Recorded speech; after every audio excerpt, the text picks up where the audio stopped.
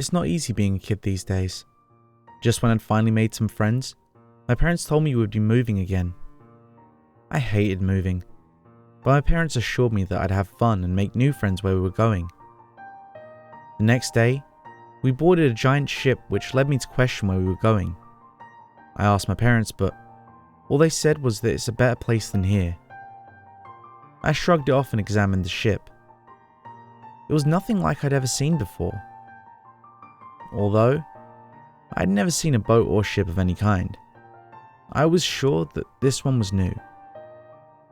There were no sails or wood at all. It was all metal. The inside was more massive than the outside.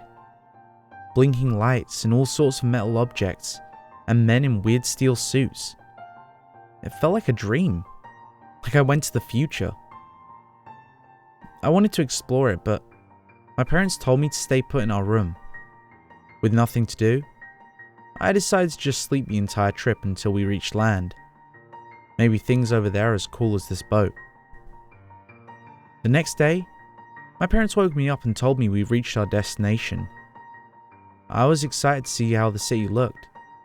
When we exited the ship, I was shocked to see where we had ended up. It was a city, but it was all metal. It was definitely nothing like I'd ever seen. I couldn't see the sky though.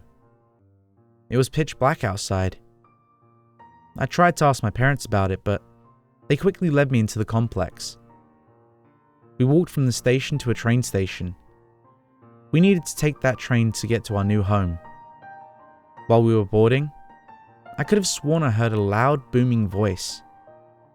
I couldn't make out what it was saying from the loud screeching of the train tracks as we left the station. I knew the trip was going to be long, so I decided to rest my eyes again. I can't wait to meet the other kids there. A few hours later, I was awoken by an abrupt halt. We arrived. As we exited the train, there were thousands of people walking around and talking to others. We maneuvered through the packs of people and stacked luggage and walked the rest of the way to the apartments. Just as we walked, I saw other kids running around and playing. I wanted to go too, but my mother kept me close to her side. She reassured me that I could go play once we got home and unpacked. On that note, I looked all around the establishment. It was definitely bigger than the boat we came on, and way more metallic. I still couldn't see the sky, or the sun for that matter. I told myself it may just be night, since we did leave in the morning. After what felt like miles of walking, we finally made it to the apartment. While my parents checked out all the front desk, I snuck away to explore the building. As I walked, I heard a little girl singing, eager to meet someone new. I hurried towards the singing. It was coming from one of the rooms on the second floor. I quickly ran up the stairs and through the halls. As I neared towards the source, I found a room with the doorway half open. I crept inside and slowly walked to the source. I knelt down and looked through the crack in the doorway. It was a little girl, probably younger than me.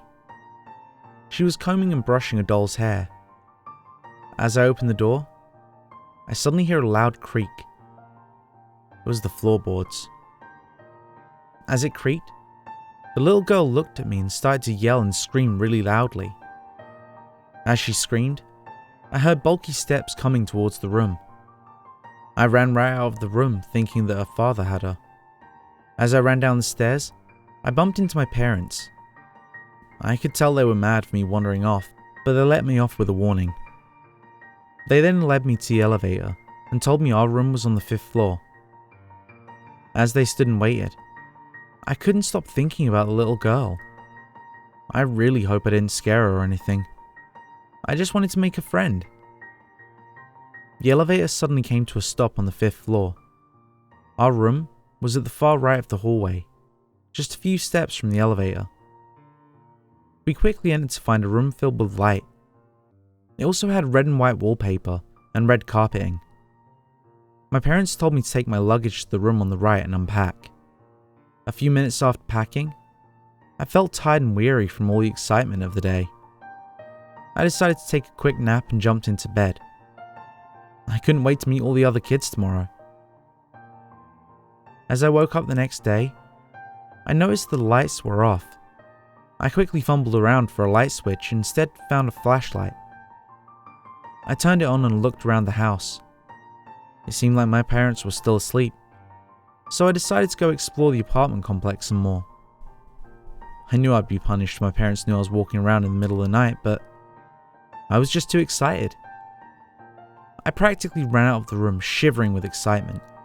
I slowly walked down the stairs and all the way to the second floor. I remembered what had happened yesterday and wanted to try and apologize and make at least one friend. I slinked my way to the room, and to my surprise, the door was open. Once inside, I carefully made sure not to step on any of the creaky floorboards this time. I opened the little girl's door and peeked inside. She wasn't asleep, but still playing as before. I made my way into the room and made my presence known. She quickly turned around and stared at me intently. I'm sorry about yesterday, I said nervously. I'm new here, and only wanted to meet some of the other kids here. The girl didn't say anything and just kept staring at me. I found this weird but disregarded it and asked, "Can I play with you?" At the sound of the word, the little girl grinned widely and happily said, "Okay." We played for what seemed like forever, and I had quite a lot of fun. As we were playing, she suddenly stopped and looked up with a depressing look on her face. I asked, "What's wrong?" She stood up and said, "Daddy doesn't want me to play with you anymore." She pointed past me, and I slowly followed her finger. To my horror, a big man in what seemed to be like a metal suit looked down at me. I tried to escape, but the metal man grabbed me and threw me across the room into the hallway, against the wall. The next day, I woke up in what seemed to be a hospital. My head was throbbing. My parents rushed to my side. They scolded me for running off at night, but were relieved that I was safe. As my parents comforted me, the doctor and an important-looking man came to my side. "You should be more careful, young lad. You're lucky you weren't killed," said the important-looking man. "Those big daddies don't show any mercy." "Oh, and welcome to Rapture, my boy," he said, with a big, creepy grin. Thanks for sticking around to the end. And if you enjoyed today's story, make sure to leave a like. And if you want more like it, make sure to subscribe and ring the bell so you never miss a story. If you need more now, why not check out my Gamepasta playlist? I'll leave that on this card, and I'll catch you in the next story.